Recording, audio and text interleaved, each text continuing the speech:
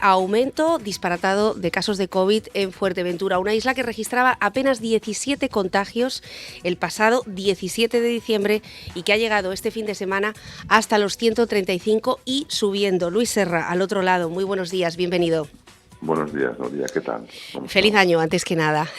Igualmente, feliz año. Bueno, muy interesante el artículo, el reportaje que ayer se publicaba con una valoración de qué ha sucedido en Canarias durante estas Navidades, datos que ya presumíamos que podría llegar a ser así.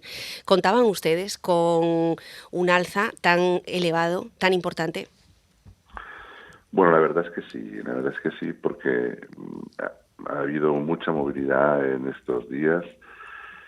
Hemos visto mucha actividad, muchas reuniones sociales, familiares, no siempre respetando las normas, a pesar de que yo insisto en que la población en general ha respetado mucho las normas, ¿no? La mayoría.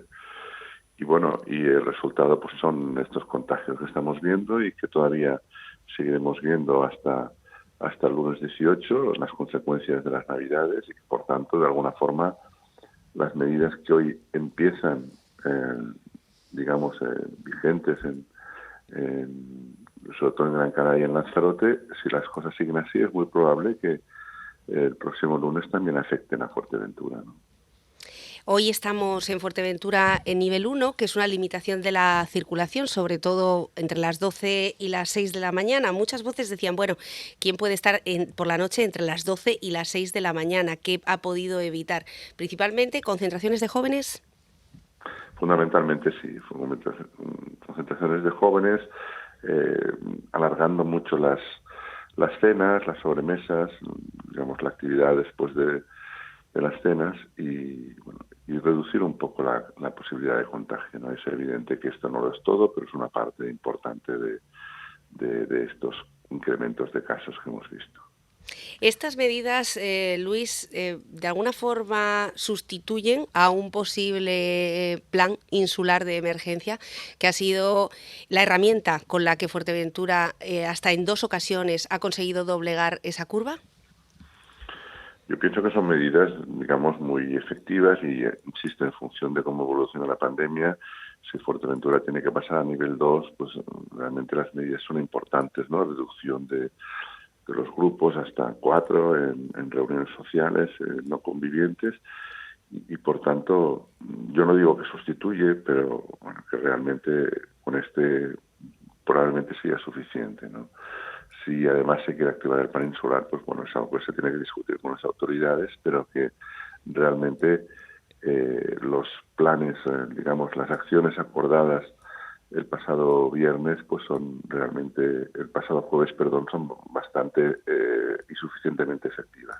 Uh-huh. Comentaba a través de las redes sociales que hasta el día 20 prácticamente de enero no vamos a, dentro de 10 días, no vamos a saber ni a cuantificar el impacto real de estas Navidades, de lo que ha pasado estas Navidades.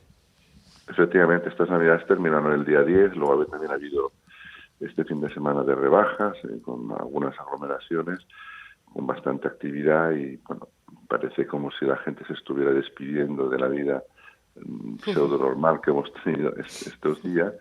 Y lo cierto es que sí, si sumamos pues 8 días o 9 al día 10, pues nos situamos en el lunes 18 o martes 19 aproximadamente, que es cuando habrá que hacer realmente una valoración del tope máximo de casos que vamos a tener, ¿no? ¿Qué está pasando en Gran Canaria? Porque si bien Tenerife efectivamente está teniendo un comportamiento decreciente, ¿qué ha pasado en Gran Canaria? ¿Ha habido un relax, una despedida de la vida, como apuntabas? Sí, realmente, curiosamente, esto es cierto, ha habido un cierto relajamiento, sobre todo se ha permitido también más movilidad entre islas y por tanto ha habido más actividad, algunas personas pues pueden haber viajado a Fuerteventura, a Lanzarote, etcétera, pero lo cierto es que el incremento en Gran Canaria, que es importante y que se va a atajar, no es tan importante como que pueda haber ocurrido en otras islas. A mí me preocupa, por ejemplo, Lanzarote, ¿no? Y me preocupa cómo puede evolucionar esto en Fuerteventura. Pero en cualquier caso, son incrementos que dentro de lo que ellos suponen no nos sitúan todavía en zona roja y lo que tenemos que evitar justamente es entrar en estas zonas rojas donde realmente luego la posibilidad de acción es mucho más difícil y mucho más contundente, ¿no? ¿Qué decirle a las personas que después de lo ocurrido este fin de semana en Fuerteventura, con ese aumento, insistimos, 42 casos el viernes, 33 el sábado, mucho más reducidos que en la isla vecina, que en Lanzarote, pero son muchos de golpe, muchos más Sí. desde el inicio de la pandemia, que tienen miedo de cara a esa vuelta al cole? Algunas voces de la comunidad educativa, algunos de los profesores, estaban pidiendo que las clases presenciales se anularan. Yo, el mensaje que diría es que en los colegios no hemos tenido problemas, no hemos tenido ni siquiera brotes sensibles en toda la comunidad escolar y que el recuperar esta normalidad es muy importante, justamente para contener la enfermedad. Los niños van al colegio, en lugar de quedar entre ellos y salir, pues siguen unas normas muy ajustadas, utilizan la mascarilla, distancias de seguridad, etcétera, etcétera, y todo esto es mucho mejor que los niños se queden en casa, muchísimo mejor.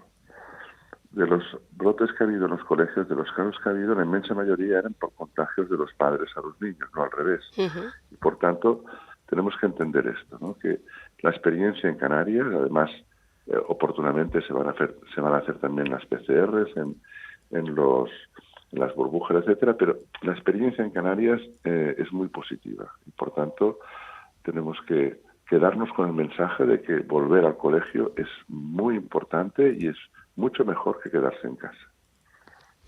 Bueno, efectivamente había un miedo, un gran temor con respecto a la vuelta al cole, y luego se ha demostrado que tanto los estudiantes, los alumnos, como la propia comunidad educativa ha logrado mantener a raya esos protocolos. Esperemos que sea así. Hablemos de las vacunaciones, Luis, porque también es un asunto del que se está hablando a nivel insular, regional, nacional y yo creo que mundial. El ritmo de las vacunaciones, los recursos con los que contamos. ¿Cuál es el nivel de ese crecimiento o esa velocidad de crucero a la que está sometida ahora mismo Canarias?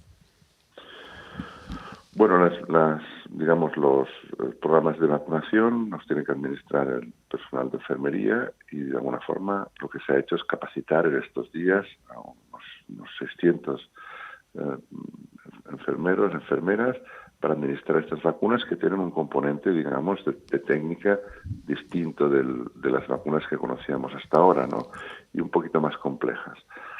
Bueno, hoy se está empezando a vacunar ya los centros de salud y, por tanto, ya en este momento se están empezando a vacunar algún personal sanitario y la idea es que este ritmo vaya incrementándose día a día y además tenemos la vacuna Moderna que llegará pronto, que es un poquito más rápida si se quiere de administrar, y luego la de AstraZeneca. Por tanto, yo en este sentido soy optimista y pienso que en 7 o 8 meses podemos estar perfectamente vacunados la inmensa mayoría de los canarios.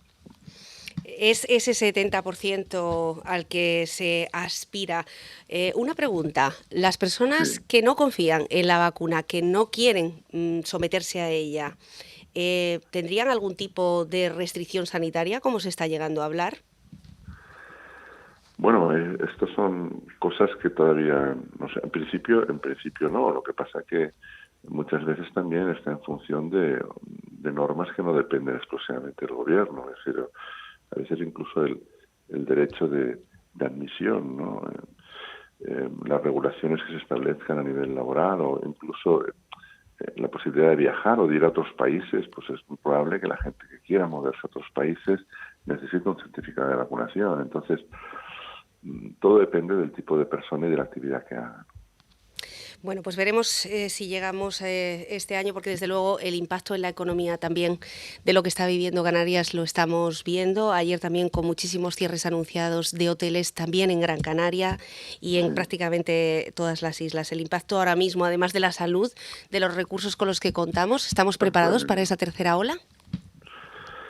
Realmente en Canarias hemos tenido una segunda ola menor que en otras partes, igual que sucedió con la primera ola y con la segunda. Tenemos unas cifras siempre menores que el resto las comunidades. Lo que pasa es que si el resto del mundo, el resto de Europa está mal, realmente nosotros que vivimos en gran medida del turismo, pues por muy bien que estemos, tampoco podemos reemprender la actividad.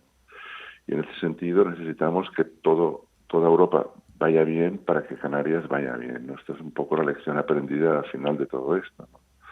Y en cierto modo pues tenemos que esperar a que estas campañas de vacunaciones lleguen a todos los países y que de alguna forma la gente pueda empezar a viajar. Del mismo modo que nosotros pediremos al turista que venga vacunado, o estamos pidiendo que venga con una PCR, pues yo recomendaría a la gente que se vacune y que, digamos, adopte un granito más de arena en la lucha contra esta pandemia que tantos daños sanitarios y económicos nos está produciendo. Uh-huh.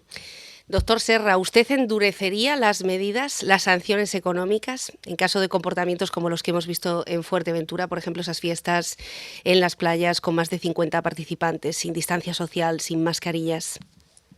Por supuesto que sí, que las endurecería y haría propuestas de sanciones y las haría cumplir por la vía ejecutiva, no solamente propuestas. Y por supuesto, por mi parte sí, lo que pasa es que estos son temas, digamos, policiales y de autoridad judicial, pero en cualquier caso es evidente que es una parte, un componente, no el único, pero es un componente importante sumado a lo educativo y sumado al normativo y sumado a toda la conciencia social, que insisto, en general, salvando estas excepciones, ha sido muy buena. Y esta es la pena, ¿no? Que siempre pagan justos por pecadores.